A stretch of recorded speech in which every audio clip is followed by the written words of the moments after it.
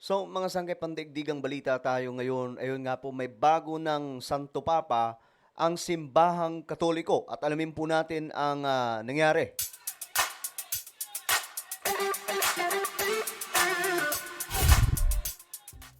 Yo, what's up guys? This is me, Sangkay Janjan. I'm back for another vlog today. So, ayun nga po mga sangkay, matunog po ngayon itong naganap noong napagpili ng bagong leader ng simbahang Katoliko. At mayroon na po silang bagong Santo Papa. At ngayon mga sangkay, alamin po natin ano ba ang nangyari, paano po nahalal itong mga sangkay, at sino nga ba. Anyway, bago tayo mag-umpisa, subscribe po muna yung ating YouTube channel.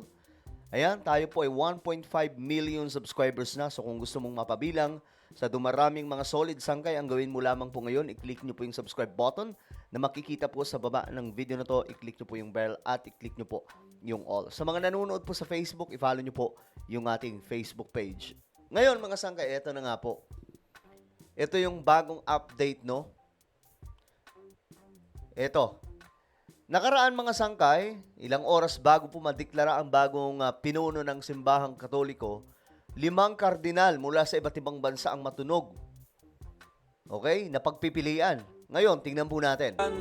Kilalanin natin ang mga kardinal na matunog na magiging susunod na Santo Papa sa isinagawang conclave sa ulat ni Christian Pascones. Habang isinasagawa ang conclave o pagpili ng susunod na magiging bagong Santo Papa, bukod sa mga Pilipinong kardinal, matunog din ang ilang mga pangalan ng ilang kardinal. Isa dito si Cardinal Pietro Parolin, 70 anyos, isang matagal na diplomatiko ng Vatican na itinuturing na hindi konserbatibo. Nagsilbi siya bilang kalihim ng estado ni Pope Francis mula 2013 at may malawak na karanasan sa internasyonal na ugnayan, tulad ng pagiging embahador sa Venezuela at pagpapalapit ng ugnayan ng Vatican sa China at Vietnam. Maaari siyang maging pagbabalik ng tradisyon ng mga Italyano sa papasiya, matapos ang huling Italianong Papa noong 1978. Si Cardinal Peter Erdo, 72 anyos, isang konserbatibong kardinal mula Hungary. Itinuturing na posibleng kandidato sa papasiya dahil sa kanyang pagiging praktikal at ugnayan sa mga progresibo. Tingnan natin kung kasama dito mga sangkay yung bagong nahalal na Santo Papa nila. Dating naitalaga bilang pinakabatang kardinal, siya ay kilala sa pagsusulong ng pananampalataya sa mga sekular na bansa. Si Cardinal Peter Turkson. Alam nyo guys, alam nyo may propesiya pa naman mga sangkay na 900 years old. Sobrang tagal na pong propesiya, halos 1,000 taon na. Nakalagay po doon na mayroon pong pagkatapos daw po ng I think 100 pang ilan ba? Yung last po kay Santo Papa, yung huli mga sangkay kay Pope Francis. Yung susunod daw po ay posibleng ang pangalan Peter. Tapos yung sa propesiya na yun mga sangkay, si Saint Malakay, nakalagay po doon na ang taong ito mga sangkay, ang gagabay daw po sa Romano Katoliko, papunta daw po sa Great Tribulation, yung grabing kahirapan ng mundo mga sangkay. At grabe ang propesiya na yun. Yung Peter the Roman daw po, yun daw po yung maglilid sa Roman Catholic. So last na daw po si Pope Francis, tapos eto na. Ngayon, ang nakapagtataka, kasi mayroon pong mga Peter na pangalan. So, ang tanong nga doon mga sangkay, may mga conspiracy theory na lumalabas. Ano ba, ito na ba yung susunod na Santo Papa? Itong nakapropesiya? Kagaya po nito mga sangkay, may ano po, pangalan pong Peter na kumbaga matunog din po na pangalan. Kaya napag-uusapan po yan mga sangkay sa mga vlogs or di kaya mga sangkay, mga conspiracy theory. Kasi nga po, may propesiya tungkol doon. Kaya yun po talagang inabangan ko. Alam ko, marami ang nag-abang mga sangkay kay Cardinal Tagle kung siya po ang susunod na maging Santo Papa. Pero ako mga sangkay, sobrang interesado ako kung Peter ang magiging pangalan ng next Pope ng Roman Catholic. Dahil ibig sabihin nun, tama yung nakasulat sa propesiya na nakatago po ngayon doon sa Vatican. 16 anyos, tubong gana, matagal nang tagapagsulong ng social justice. So yan, Peter po yung pangalan yan. Maaring maging unang Aprikanong Papa sa loob ng mahigit 1,500 taon. Itinalaga siya bilang kardinal ni Pope John Paul II noong 2003 at pinamunuan ang Benedict XVI sa Pontifical Council for Justice and Peace. Kilala siya sa atihikain laban sa kahirapan at climate change. Ngunit may konserbatibong paninindigan sa mga issue tulad ng homosexuality at paggamit ng contraceptives.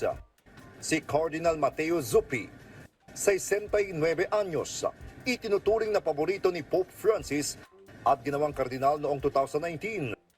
Kilala sa kababaang loob, pakikisama sa tao, pagtatanggol sa mahihirap at pagbubukas ng pintuan para sa mga LGBTQ+ community. Bilang arsobispo ng Bologna sa halos 10 taon, madalas siyang gumamit ng bisikleta sa halip na opisyal na sasakyan. Father Mateo ang gusto niyang itawag sa kanya at may ugnayan din sa mga pinuno ng mga makapangyarihang bansa tulad ni na Joe Biden at Volodymyr Zelensky. Samantala, si Cardinal Joseph Toby naman ay 72 anyos, isang progresibong arsobispo ng Newark. Isa sa 10 Amerikanong kardinal na may karapatang bumoto sa conclave at itinuturing na may pagkakataong mahalal bilang papa.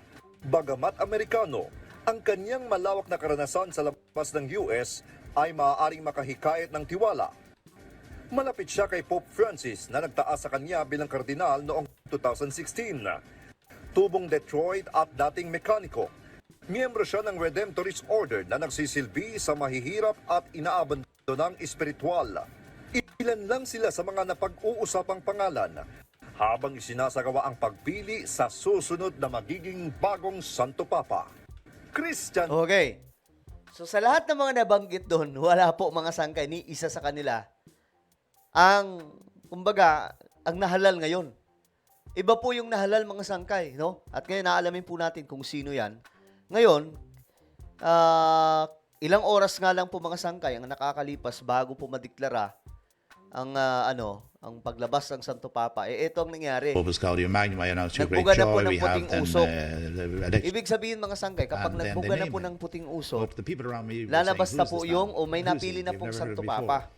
And Ang when Romano eventually Katoliko. Ganyan po he ka arrived on the lodge, kasagrado sa kanila and they mga saw sangkay this tiny kung figure papaano barely pumili able to look over the ng parapet. Santo Papa. Ngayon, ito po, marami pong nag-abang, iba't ibang mga bansa, mga sangkay.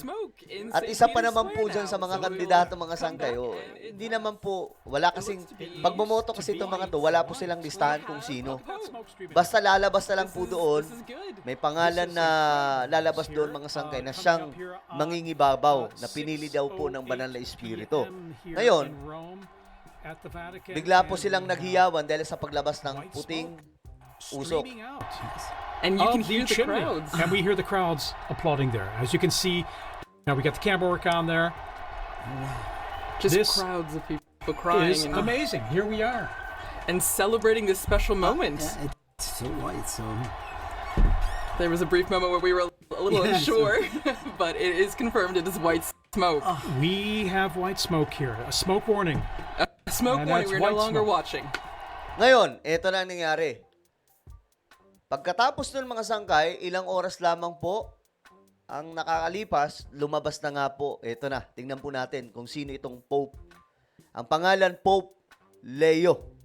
Okay? Ngayon, tingnan po natin. From America to mga sangkay. Kauna-unahan daw pong Pope mula po sa US. And this we also saw during the funeral of Pope Francis. So many people.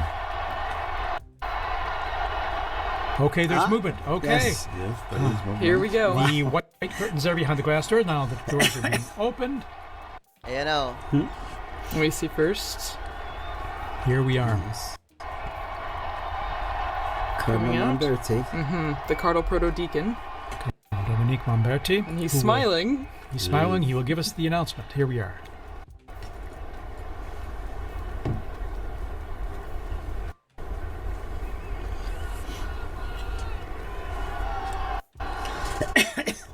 Suspense. Annuncio vobis Gaudium Magnum.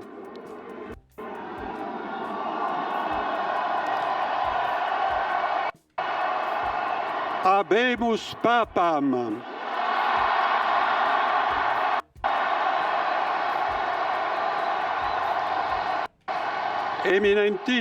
Eminentissimum ac reverendissimum Dominum.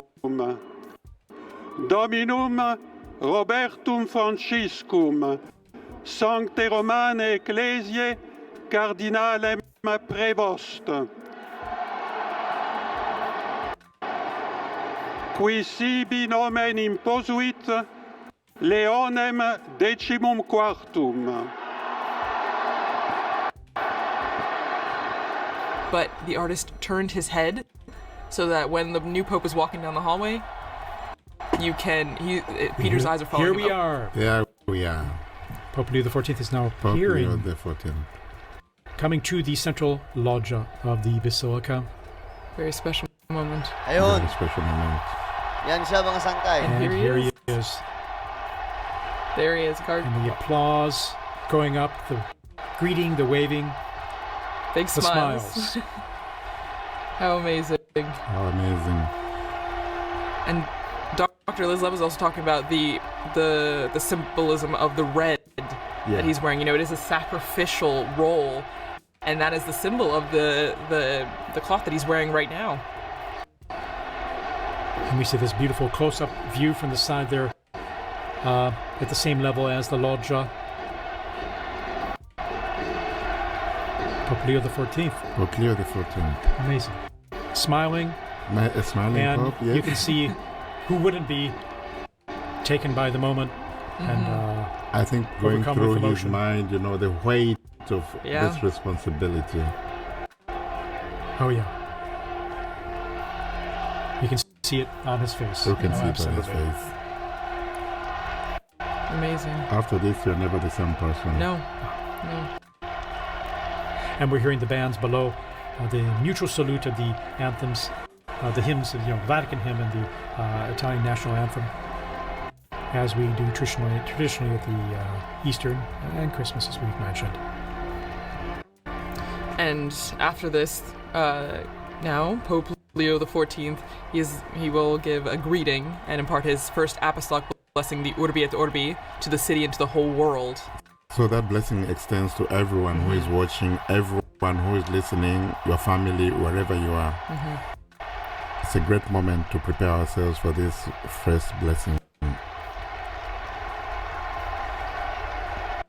This most solemn blessing, you can just feel and see the emotion on his face. Yeah. Okay. So ngayon mga sangkay, ang pangalan niyan, ito basahin ko na lang. Siya po ay si Robert Prevost, the choice of the world's Catholic cardinals to serve as leader of the 1.4 billion member ng Catholic Church, mga sangkay. Siya po ay galing sa United States. Grabe, no? Galing sa US po ito, mga sangkay. Kaya nga po, itong si Pope Leo, na kung tawagin na ngayon, mga sangkay, isa rin po sa pinag-uusapan ngayon, lalong-lalo na po kay Donald Trump. Nabigla po si Donald Trump, mga sangkay, kasi for the first time, may galing po sa United States of America na Pope. At ngayon, mga sangkay, yan na po yung bagong leader ng Romano Katoliko. So, ano po ang inyong opinion? Just comment down below. Meron po tayong YouTube channel, Sangkay Revelation. Hanapin nyo po ito sa YouTube ngayon, mga sangkay. Ayan po. Ayan. Hanapin nyo po ito sa YouTube. Kapag nakita nyo na, i-click nyo po yung subscribe, i-click ang bell, at i-click nyo po yung all. Ako na po yung magpapaalam. Mag-iingat pong lahat. God bless everyone.